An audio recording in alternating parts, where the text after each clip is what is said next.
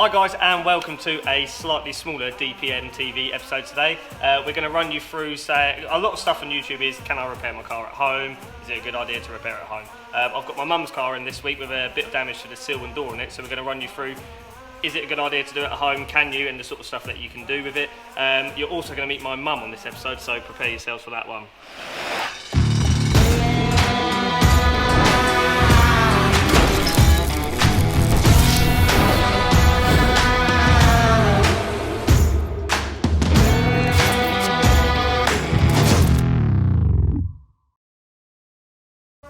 So, a lot of people want to know, can I repair my car at home? Because body shop prices aren't cheap and people want to save a few quid. We're going to run you through this process on my mum's car that I've got here, which is a fairly small basic repair to the sill section, lower bits of the doors. We're going to show you the equipment that you have to use, like dent filling gear and bits to fit it for the filler. When it comes to, say, small scratch repairs and bits, if you want to try attempt painting at home, yes you can, but you still need a spray gun, you need a compressor, the paints and all that sort of equipment. So again, not something we would realistically recommend, because when trying to get that manufacturer sort of finish to a car, especially newer cars, you don't want it to look rubbish. So we're going to run you through this repair on my mum's car.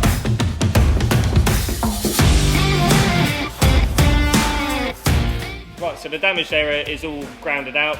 We use just a grinder to get all the paint material off. When using the dent filling gear, it's always important to use an 80 grit because it allows it to weld the pins onto it better. It doesn't like it if it's on a grinded surface. I think it's too shiny or something.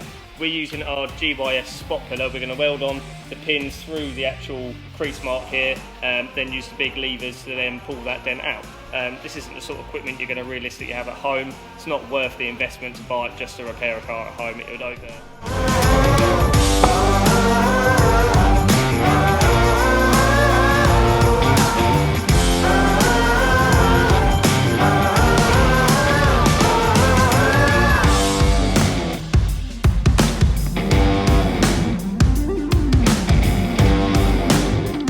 So with that dent filling machine that we've got there, you've got the attachment to weld those keys to it, and you can use the big arm to then pull out those repairs. You've also got the slide hammer attachment, so you can then weld on little tips on it basically and then pull them out for the smaller areas. We then use the metal file to file it down, so you get rid of all the high spots, and it gives you an idea of your low and high spots that you can then carry on addressing those areas. We've now got the car into filler, so with the dent filling gear you're just doing it to minimise the amount of filler. You're trying to get as much of the repair as you can. You can go further and metal finish it, but on this sort of repair it's not worth it. The fillers we're using, again, we're not endorsed by any companies, we use what we think is best. Evercoat Range Ultra, the whole Evercoat range ready for all our fillers, and then the Easy Sand, in my opinion, are the best fillers that you can get. So we've got it in that, and then we're going to get it blocked down ready for some primes.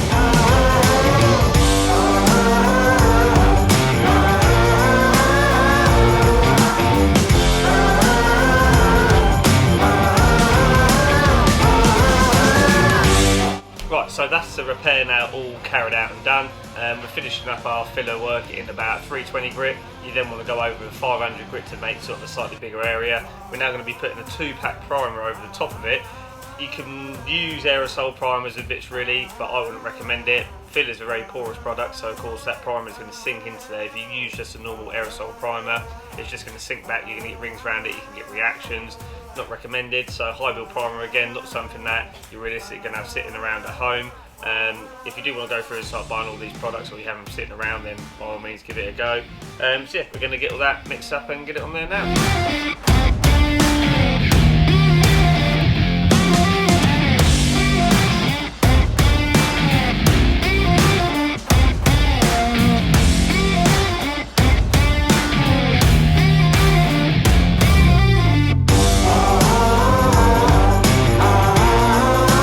That's the repair now all sanded out. Again, doing block 320, 500 DA, and 1000 in grey Scotch for all the blend areas. We're only keeping it local and smart repairs, so we're going off the little swage on the bottom of the doors.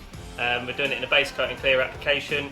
We've got the colour in stock, so we do have a colour spectrometer here, so we're not having to mix it up. So we're going to go ahead and do this. Again, these sort of things you're not going to have laying around at home. It's a lot of money to invest doing it. I actually got into this trade by ruining my own first car by trying to do it at home with minimal experience. Ended up having to pay someone quite a lot of money to have it rectified, and that's how I got into the trade, by asking him for a job. So take my word of advice, don't give it a go.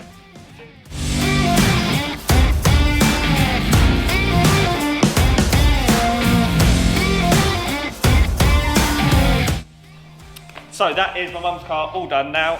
We've just taken the 3000 along the top edge of that door to mop in that blending mark, just because we're smart repairing it. These aren't the sort of things we do too often here, but as it's my mum's car, I'm sorting her out. I got her, well, the business we got her this car last year as well, just to help her out, so we're just getting this repair done for her. I'm just going to go pick her up now. Apparently she's having her hair and makeup done. Don't think she realises that it's just a small YouTube channel and not national TV, so get ready to meet my mother.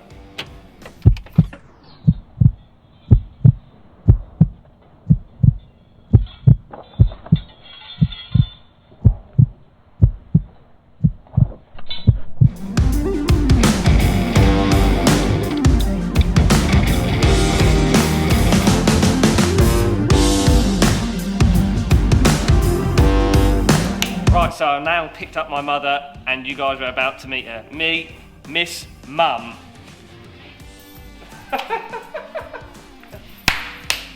I'd just like to say that David owes all of this to my great talents as a car body workshop painter. And I used to be good on bikes.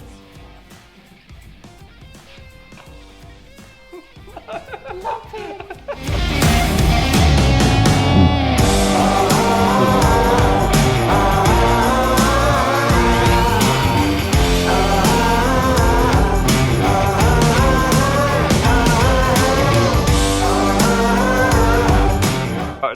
Bye-bye, David. Thank you so much for doing my car. I love you.